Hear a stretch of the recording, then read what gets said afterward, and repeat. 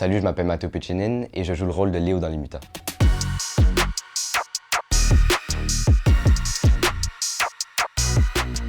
Comment je suis devenu comédien? C'est une histoire bizarre, mais je la raconte tout le temps pareil. En fait, j'avais 6 ans, puis je regardais la télé, puis j'ai demandé à mes parents comment est-ce qu'ils font pour être dans la boîte, parce que j'appelle pas ça une télé, dans la boîte. Puis ma mère, elle me dit « Ah, ben, ils passent des auditions, après ça, ils sont choisis, ils apprennent un texte. » Puis elle a dit Si ça tente, tu sais, on peut essayer. » Puis après ça, j'ai été pris dans une agence. Puis dans cette agence-là, ben, j'allais passer des auditions, puis j'ai décroché des rôles, surtout des rôles de publicité au début. Puis plus ça a évolué, plus j'ai eu de rôles. Puis après ça, j'ai commencé à avoir des séries. Pas mal comme ça que je suis devenu ce que je suis en ce moment. Je trouve que l'affaire la plus dure à atteindre sur un plateau, c'est vraiment être capable de tous travailler ensemble puis de tous se comprendre. C'est assez impressionnant parce que à notre stade maintenant, ça fait quand même assez longtemps que tout le monde se connaît. Des fois, on peut utiliser la télépathie. Là. On sait ce que les gens veulent, puis on sait ce qu'ils vont dire. C'est comme une deuxième famille, en fait.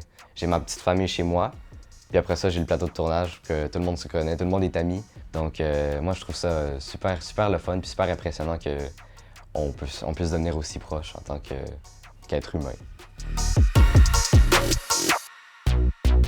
Comment je fais pour jongler entre l'école et mon métier d'acteur? Ben, c'est très simple. Je rate beaucoup de jours d'école. Des fois, je peux rater des semaines, juste 3-4 jours, je rate des examens. Puis en fait, on a une coordonnatrice à l'école. Puis la coordonnatrice, elle nous aide. On tourne jamais les lundis sur le plateau.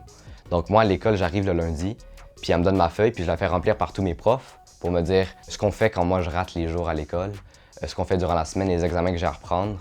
Puis on a aussi un tuteur sur le plateau, Joël Dumoulin, qui est formidable parce qu'avec lui, on peut reprendre ce qu'ils ont fait en 3 jours d'école en 2 heures, même pas. Là. On est bien entouré, puis c'est à cause de ça qu'on réussit à l'école aussi.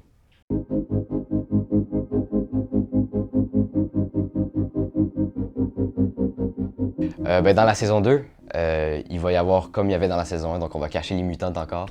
On va essayer qu'ils se fassent pas trouver par le public. L'agent Paquet, des fois, il va encore être dans notre chemin. Puis il va y avoir des péripéties avec Agrotech, plein de points tournants, plein de péripéties. C'est vraiment intéressant.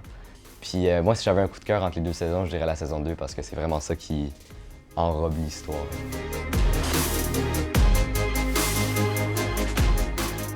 Rendez-vous cet automne pour la saison 2 des Mutants sur Télé-Québec ou sur le Squat. Et puis sur le Squat, il y a même un jeu de la saison 2 des Mutants. Vous allez pouvoir jouer avec mon personnage de Léo.